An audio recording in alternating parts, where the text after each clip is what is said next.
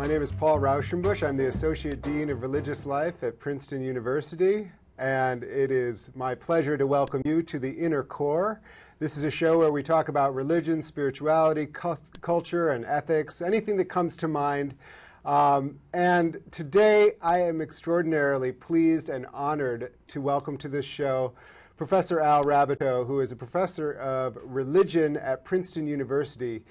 He is one of the finest examples of scholarship and personal reflection, personal religion, and we're hoping today to touch on both areas of that, both the personal spirituality and religious experience, and also some questions of religion in America and how religion takes its various forms in different communities depending on their social location. So I'm very excited to welcome you here to this program today. Thank you for being with us. Well, thank you very much for inviting me. It's a pleasure to be here, and looking forward to our conversation. Yes, thank you. I want to start out by just mentioning this book. I'm going to do it a couple times today because I think it's such an important book. It looks thin, but it's incredibly rich. This is called A Sorrowful Joy, and this is Professor Raboteau's personal reflection, testimony, might I say, and he articulates his own progression of faith, different experiences that have marked changes, transformations within his own life, within his own belief system. And it's an exquisite book. If you can see, it's not thick. It's not a daunting book. It's meant for lay people. Can I say that? It's meant for lay people. Mm-hmm. It's not an academic book. If you're looking to have an opportunity for a personal, reflective, I read this on a retreat last year, and it was one of the best things I had personally done for my own spiritual life that year. So I strongly recommend you pick up a copy of this book. It's an extraordinary read and deeply enriching. Moving on, we celebrated the Princeton graduation class yesterday. Were you there? Were you able to go to I wasn't graduation? able to go to the actual graduation ceremony, but I was at the class day ceremony for those seniors who were graduating from the religion department. Right, right. You have had, by any standards, a spectacular career. Thank you. You know, really, it's one of these things. Princeton students, I wouldn't say idolize the professors, but it's really viewed as a pinnacle to teach at Princeton, to have held. You were the dean of the graduate school. I mean, you've really had remarkable success in academics and administrative. You've taught at great universities across the country. You're a respected scholar. What piece of advice do you have about the word success? What's successful in your mind? Because I think there's this golden calf almost, like I've got to be successful. I mean, 5-year alumni reunion is coming, and I've got to have something to say, you know, not to mention 10 and 15. What is success to you? I think success to me is basically the gratification that comes from creative work, and work that you feel really expresses who you are and what you want to do. So for me, the most gratifying aspect of my life is teaching classes in which I can communicate my enthusiasm, my excitement about ideas from great books that come from the wisdom traditions of people from various nations and cultures around the world. The excitement of exchanging ideas with the students whom I teach, seeing their excitement, reading what they write, learning from them, the communal process of education. And I take a great deal of gratification from my own writing, that is from the challenge of writing. Writing, unlike teaching, is a very lonely craft, and is therefore, I think, very difficult. It's almost like sitting with the pencil or the pen or perhaps the keyboard and waiting for something to happen. And that something that happens is often very mysterious, very akin, I think, sometimes to inspiration. And when it does happen, when the idea comes and you wrestle to place it into words that express exactly what it is that you want to say, what it is, the meaning that you're grappling for. And when you can write that down, for me, there's just a tremendous sense of creativity and of purpose and meaning. When I write, I hear a rhythm, and the writing becomes for me almost like music. And if the rhythm is off, then I can tell that I need to work some more at that sentence or at that paragraph until the rhythms actually match the rhythms that I hear in my head, and the meaning of the words also match that meaning that has somehow come to me in that process of waiting. So on the one hand, the communal activity of teaching and exchanging ideas and the liveliness that comes about, particularly in seminars, and sometimes on one-on-one conversations with students, and in reading their writing. And then on the other hand, my own writing, and the discipline that writing takes, if it is to be good and is to be accurate. Well, it's interesting that you, when I asked you about success, and so the words that I'm noting are creativity, community, learning, wisdom, interaction, almost a discipline, a rhythm.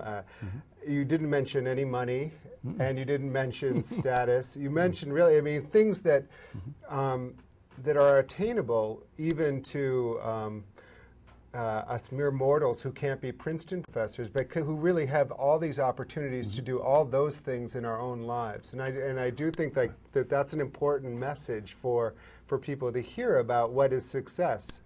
Yeah, it goes back to a long time in my life, but most immediately to my own graduate career, in which I went to several different schools, and the path was rocky at some of them, and eventually I wound up at Yale, and then I wound up staying at Yale to teach, and then I taught at Berkeley, and I hadn't set out with a plan that I wanted to teach at some of the best universities in the country. It developed that way, and in some sense that's been a great privilege and a great blessing. But it was not something that I sought, and it was not something that my ego was really bound up with. These are places, and at those places there are people, and there are other places, and you know, there are people there.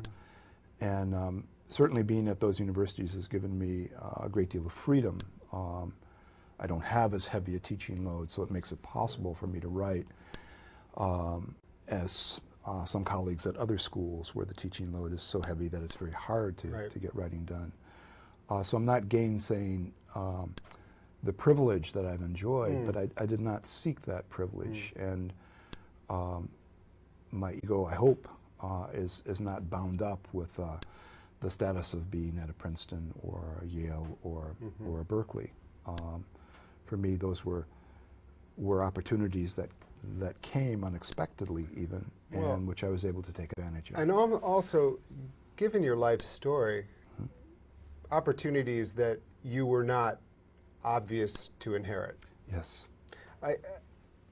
Reading your book about your father being shot by a white man before you were born, some of the other extremely hurtful, damaging events of your life that you've gone through. How do you feel those events influenced what you who you understand to be God, or how you understand the Christian religion? Is that too broad of a question, or you can reframe that, but you understand what I mean, because you've had a remarkable life that no one would sign up for, and yet somehow it was transformed into what has turned into a beautiful thing, although not without pain. Yes. In part, your question, Paul, leads me back to my family, and in particular to my mother, who, because of the death of my father, as you say, he was killed 3 months before I was born by a white man in Mississippi, and the white man was never prosecuted. There were no witnesses to the killing, and he claimed self-defense. And my mother, at that point, decided that she would not stay in the South. My mother was 43 when I was born, so her decision was one that was very disruptive for her. She had been born, raised in the South. All of her relatives were there. But she didn't want her 3 children, me and my 2 older sisters, to be raised in the South where this could happen. And so we moved north to the Midwest, and life was hard. She took a job as a domestic, and there were many times when we didn't know where the money was going to come from. But what I saw in her and what she gave to me was a strong sense of faith, of confidence and trust in God. I remember as a child sometimes seeing the worry on her face and trying to console her, and she would say, "Don't worry, God will provide." And so seeing her faith in the midst of very difficult times and of times of great anxiety, I think was very much a foundation for my sense of God as caring and as providing, as sustaining us in the midst of great difficulties. My stepfather came into the scene when I was 4. My stepfather was a former priest, one of the early black men ordained to the priesthood in the United States, and he had left the priesthood enraged by incidents of racism within the Catholic Church. And he too, in spite of that rage, was a man of deep faith and commitment to Christianity, who, in spite of the scandalous behavior of members of the church, still was able to see and appreciate the church as a community of faith, as the body of Christ. So from Do you think that there is something about people who are in a situation of deprivation that makes them more inclined towards acknowledging God's presence? I'm struck because when I was rereading your book, there was a passage from the people Souls in Motion is a place that you've become very involved with, which is for people who are struggling with mental illness or difficulties. And you wrote here, I was struck by the spirituality of the clients, meaning those who were at Souls in Motion, how frequently they spoke of God and their gratitude to God for what they had and for His bringing them this far. Now, these are people who did not just win a tennis match. They did not just win a Grammy, and yet I think that this sense of appreciation for perhaps day-to-day things that sometimes those of us accustomed to privilege might forget. Yes, I think that's very true. Obviously, poverty and racism and oppression can also corrode one's spirit and turn the person into someone who's bitter and angry, filled with rage. But there is the opposite possibility. In the Beatitudes, we read, "Blessed are the poor in spirit, for they shall be filled." And there is something about poverty, about the brokenheartedness of those who suffer, that does open a space for God's presence. If one is filled with ego, if one's filled with a drive for status, if one is filled with a desire for power, if one is afraid of being alone if one is afraid of death, if one tries to evade the contingency of human life by all of the spurious means that we have to aggrandize the self, then there's no room for God to enter. We're turned away from the light, and so we begin to shrivel up inside. So I think this question is very much related to your first one about how we mistake what success really means. Yes. And so your question relates not only to my own personal family, but to the ancestors in faith and the little ancestors in terms of slaves. As you know, well, this is the 25th anniversary of slave religion. Is it religion or religions? Religion. Religion. 25th is a seminal book, another seminal book, which talks about slave religion in America or in other places as well. It does deal with other places in terms of trying to understand what was unique about American slavery, or distinctive about American slavery, but it's basically about America. Yes. And I suppose you would have both of these responses. There's this deep religious tradition that came out of slave religion, but then there's also a deep anger. Yes. Yes. And those don't have to be separate. No. I think anger is a legitimate religious response. Yeah, particularly when it takes prophetic form. Yeah. That is a form that stands in condemnation of those things in social order, in the realms of power that enslave people, that oppress people, that mistreat people.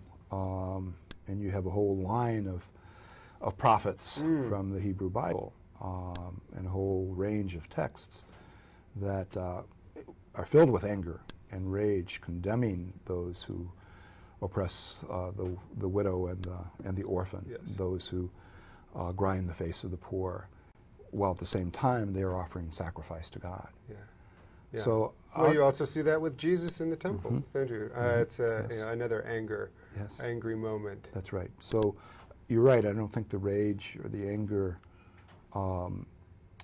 and the sense of the presence of God are antagonistic.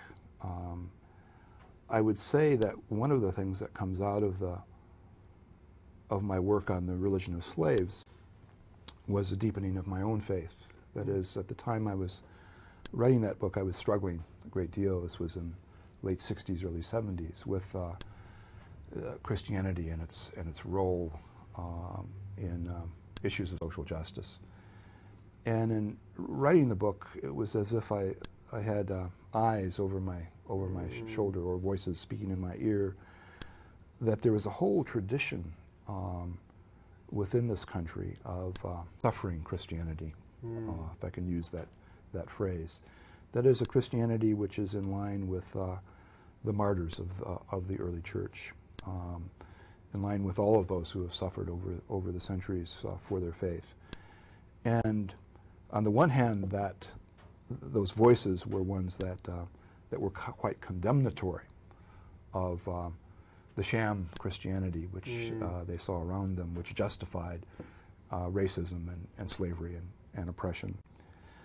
On the other hand, these voices spoke of a faith born in that suffering, which opened them up to the presence of God, and an ability to place their suffering into the context of Christ's suffering, and therefore to find meaning in it.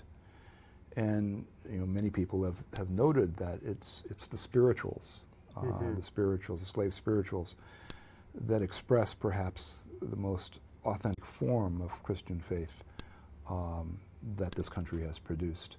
Right. When we tend to think of martyrdom, we tend to think of the early church, or perhaps those Christians in Eastern Europe who suffered under communism. Right. But if we want to find that tradition of suffering Christianity in our own country, I think the strongest place to find it is among the slaves and their culture. And what about right now? I mean, for me, when I see an AIDS victim who's been ostracized by the church, kicked out. Mm-hmm. You know, that's where I see Christ most vividly. That's right. Yeah. And, you know, and I mean, I think even Souls in Motion, people who, you know, are just, you know, a little too off for good church, you know, for good church people. Right. Right. And you know, the poor who still make up a great percentage of this country. Now, at the same time, it seems like there's almost, and I've heard a couple people say it now, these almost two Christianities. Is that I know that's not possible, but how do we reconcile this? You see on one hand this culture of success. You can do this. You can get rich. God wants you to be rich, you know, and that's spreading this prosperity preaching that's going on in Africa. And I question, okay, so where does that leave suffering? Is you know, would they say that you're just glorifying suffering? You're just relishing in it for some, and you don't want to help these people? Is that? I mean, I don't know. I don't know the criticism they would lay, but. Yeah, I think they would say that I'm paying too much attention to suffering, and that suffering is not what God wants. That we need to concentrate on God's blessings, which are that we be healthy and wealthy. They don't usually include wise in that. No, not wise. But healthy and wealthy. I think that's a deformation of Christianity.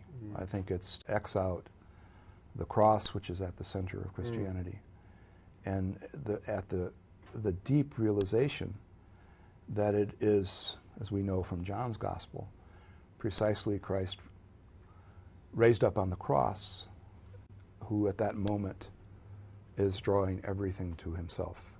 It's precisely at that moment that Christ's glorification begins. And that there is no resurrection, there is no joy, there is no victory without the cross. That this is the fundamental paradox of Christianity, that in death, from death comes life. Out of sorrow comes joy. Out of crucifixion comes resurrection. And if that is slighted, then something of the essence is lost. There's a wonderful novel that I would recommend to everyone who is watching this show, that everyone watching this show would read, and that's James Baldwin's Go Tell It on the Mountain. In the final section of that novel, called The Threshing Floor, a young man who's 14 years old, this is his 14th birthday, undergoes a conversion experience. And it's much more than what we tend to think of as a conversion experience. While he's down there on the dusty floor of this fire-baptized temple in central Harlem, John Grimes sees these armies of the night. These are the offscourings of the earth. These are the wretched of the earth. These are the poor. These are the beaten. These are the enslaved. These are the oppressed. And he struggles while he's there on the floor in their company, wanting to escape from their company, knowing that he doesn't want this, that he doesn't want to. There's a voice that keeps saying to him, "Get off the floor. You don't belong here with these niggers." And suddenly the vision begins to transform, and he begins to hear the voice of Paul. Thrice was I beaten, twice was I imprisoned, in shipwrecks often, in peril often. And then he is struggling, and he hears the voices of the congregation around saying, go through, you have to go through. And in one moment he sees a vision of the Lord, and as Baldwin puts it in this beautiful passage, suddenly the light and the darkness kissed. And he wakes with a very flood of tears, a fountain of tears. He wakes into the morning and he realizes that the armies of the night are the armies of light, and that he is in the company, he's been seized into the company of a people who wander on the road forever and yet find the city that's promised them forever. A road where the lion threatens but whose jaws are stopped. A people with whom Moses decided to dwell.